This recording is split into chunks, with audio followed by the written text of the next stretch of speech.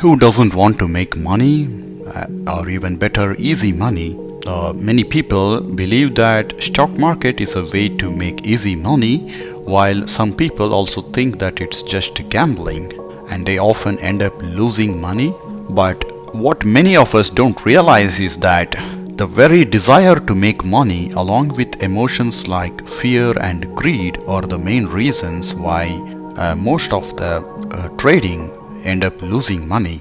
On the other hand, the professional traders or hedge funds often use algorithmic trading where these emotional biases are removed. I am Dr. Satyanarayan Rao. Welcome to my video, and in this video we will see what is algorithmic trading, explore what it is, and discover why it's not so different from the science that deal with quantum mechanics or thermodynamics, because the underlying mathematics is the same. We again deal with statistics and probability.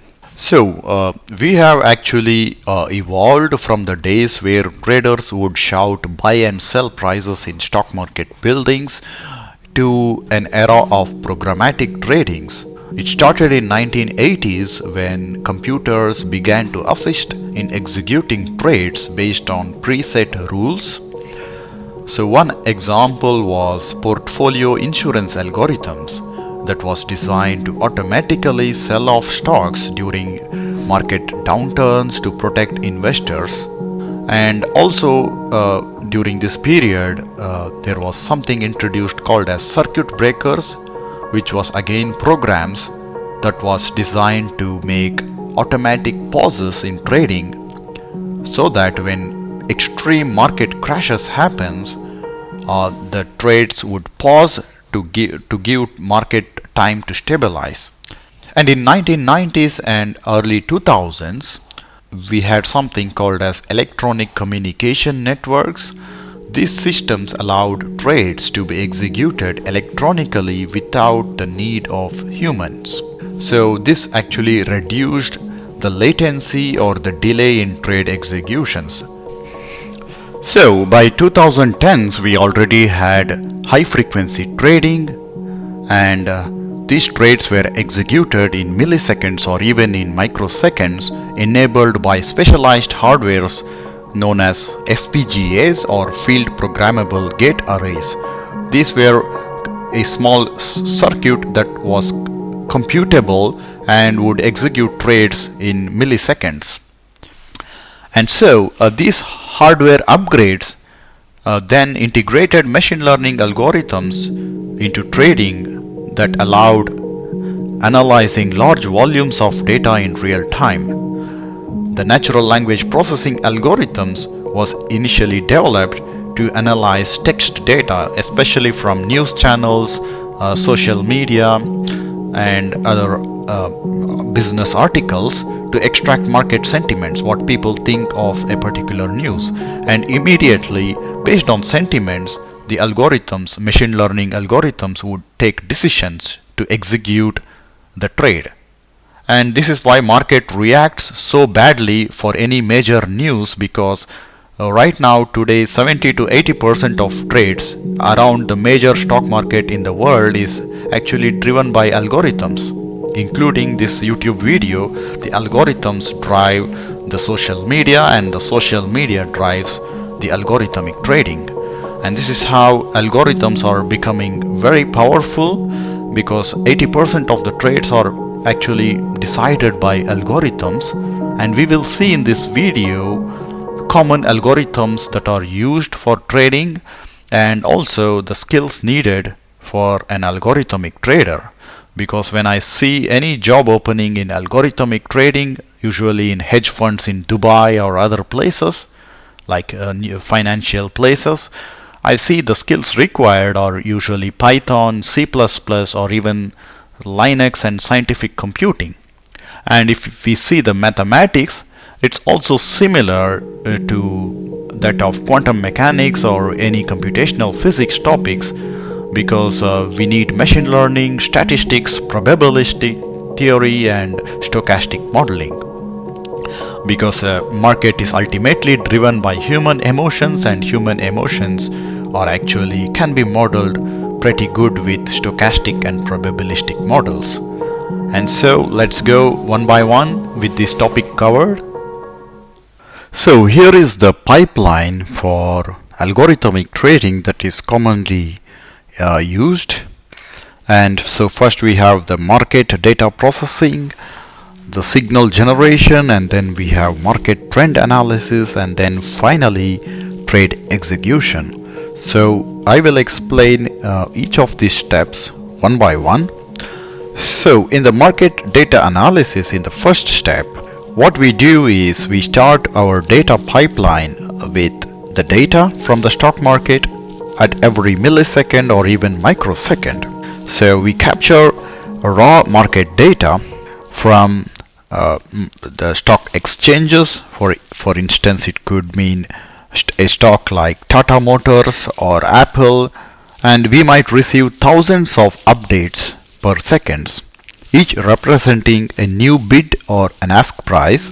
So our first step involves raw data collection, and then the data that we collect may not always be accurate. It may have errors or missing data, and so in our second step we normally clean the data. That involves actually identifying and removing irrelevant information. For instance, we could have an unexpected spike in the trade volume that doesn't align with other data points. For instance, our cleaning algorithm can filter such nonsense data that could prevent false signals.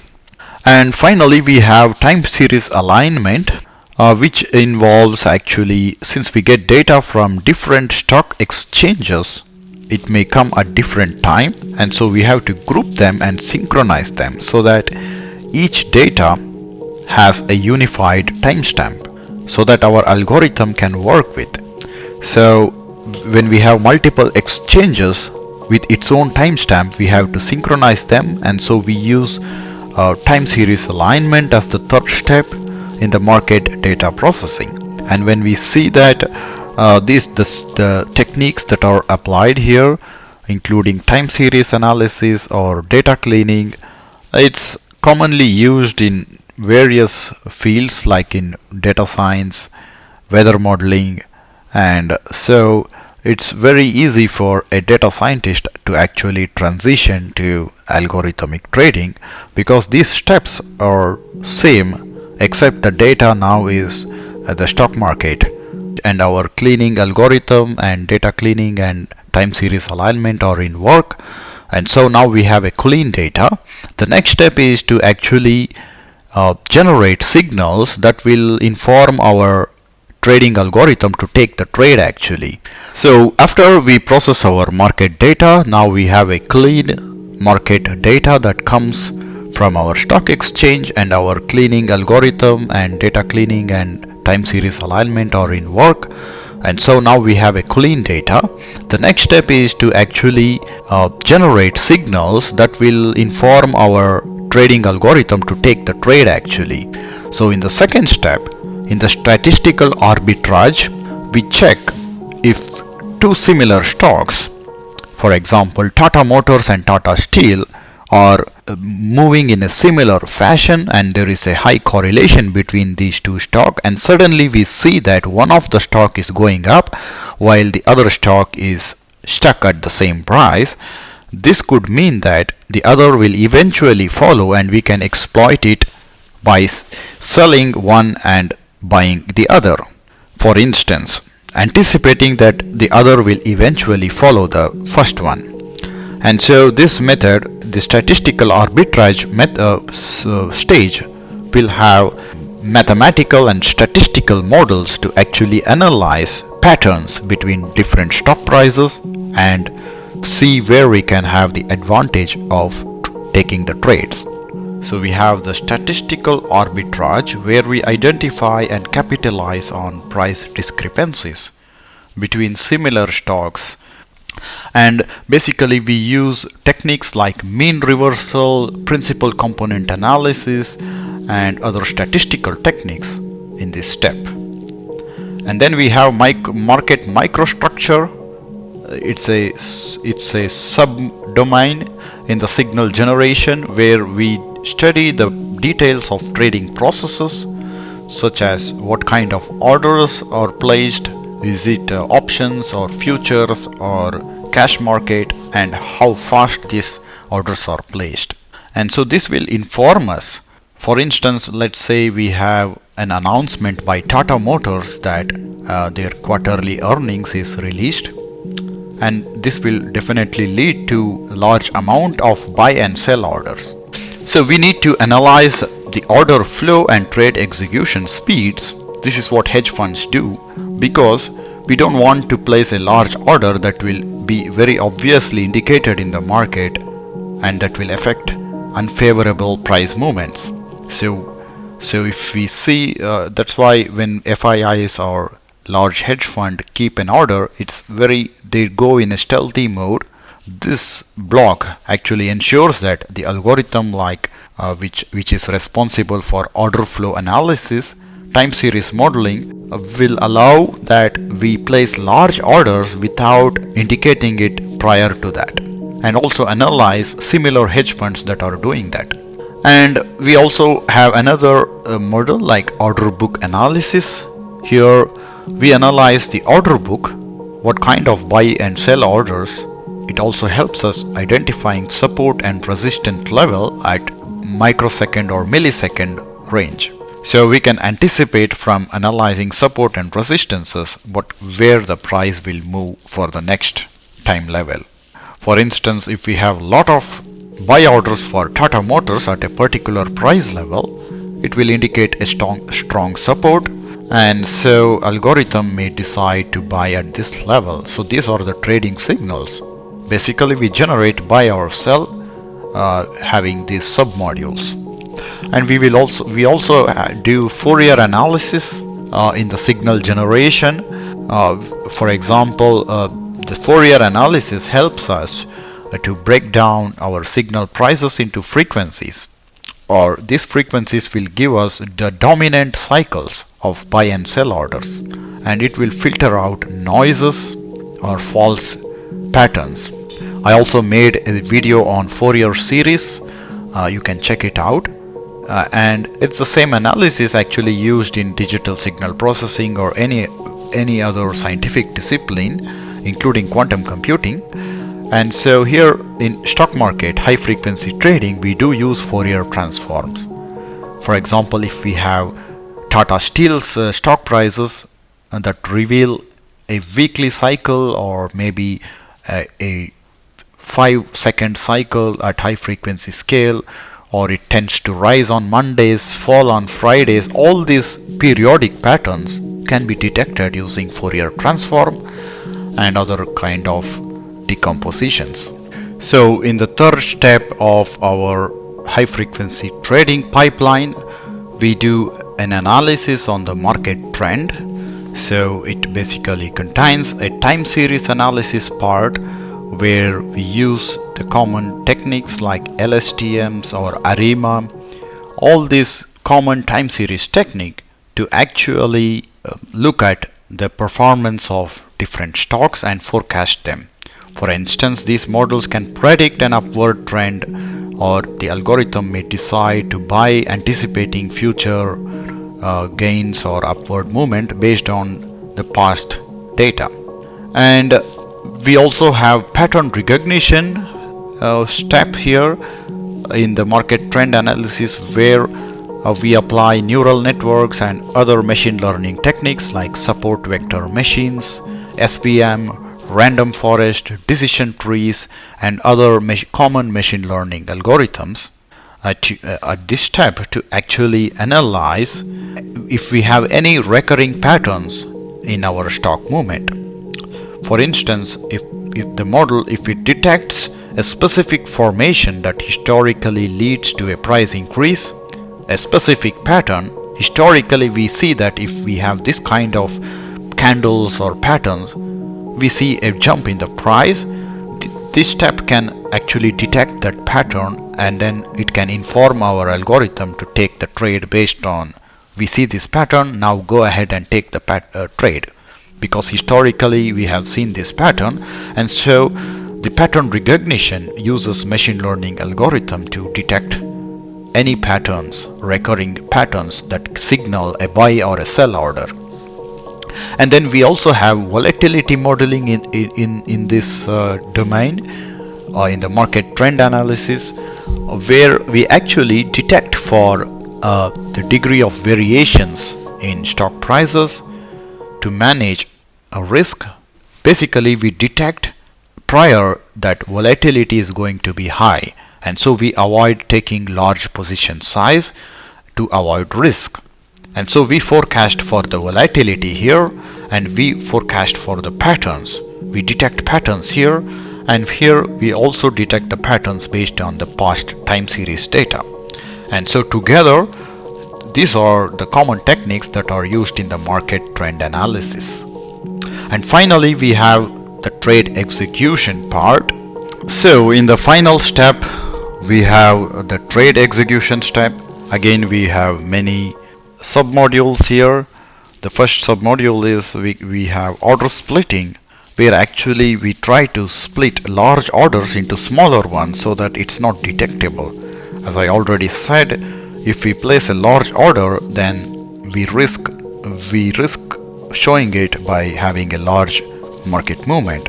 And so what we want to do is we need to split the order so that the algorithm splits the order into smaller chunks, using strategies like the commonly used indicator known as VWAP, or volume weighted average price. So instead of placing one big buy order, we place many smaller buy orders using indicators like VWAP and time weighted average price TWAP. And in the smart order routing, what we do is we determine the best pathways to execute the trades to achieve best price. For instance, let's say we have Tata Steel shares and we want to sell it. The algorithm will evaluate multiple exchanges and trading venues to find where the stock is priced best. It could be Bombay Stock Exchange or National Stock Exchange, where it can be traded fast, because when I want to sell it, someone has to buy it, and this smart order routing will route it to the correct exchange by calculating whether there are available buyers and sellers at different exchanges. So this part of algorithm is responsible for doing this. And finally, we have latency optimization that actually reduces the delay between sending a trade order and the execution.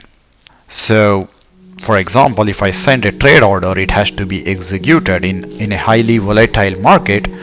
Every millisecond counts. And for example, let's say we are trading Tata Motors, this latency optimization step actually ensures that the trade orders are executed as quickly as possible, so that it reduces the chances of price slippage. And we also have actually anti-gaming logic, which actually implements strategies to prevent other traders from exploiting the system. For instance, if an anti-gaming algorithm detects unusual trading patterns in Tata Steel or any companies, such as rapid placing or cancelling of large orders, it can activate anti-gaming measures to neutralize this manipulative behavior. By the way, I am a fan of Tata Motors and Tata Steels. This has nothing to do with Tata Motors and Tata Steel. I'm just taking this as an example. So whenever there is anti-gaming measures to neutralize this manipulative behavior, we have this anti-gaming algorithm maintains market integrity and protecting the trading strategy from being exploited. For instance, if everyone trades the same way, it could lead to manipulative behavior, and this kind of algorithm is based on actually behavioral analysis and other psychological models and game theory, and also spoofing detection algorithms are used to actually do this. So we have discussed the trading pipeline, high frequency trading pipeline, and these are the 4 critical stages that are commonly in algorithmic trading, starting from market data processing to signal generation, market trend analysis, and finally the trade executions. And we saw that how each of these steps actually contained computational techniques and mathematical models, including machine learning and statistics and even game theory. So if one is a data scientist or a quantum physicist, the skills that can directly translate into the world of algorithmic trading are many, such as, for example, the tasks such as data cleaning, time series alignment, machine learning, and signal processing, or any data scientist is using for any kind of data. And apart from this, proficiency in programming languages like C++ and Python is highly sought after in this field, and the ability to actually optimize trading algorithms using optimization or handling large data sets and implementing complex statistical models are all useful for algorithmic trading, and these skills are highly sought for hedge funds. And when I often check LinkedIn job openings in this area, I always see frequently the requirement that ties to strong skills in C++ and Python with a strong understanding in statistical analysis and machine learning. So I think with this the video has come to an end. I hope this video has provided you with valuable insights into the world of algorithmic trading and computational techniques. And if you found this content helpful, hit the bell icon for the notification. I will be back soon with another video that actually involves again the scientific computing techniques across various disciplines. Till then, see you again, keep learning and enjoy life. Thank you.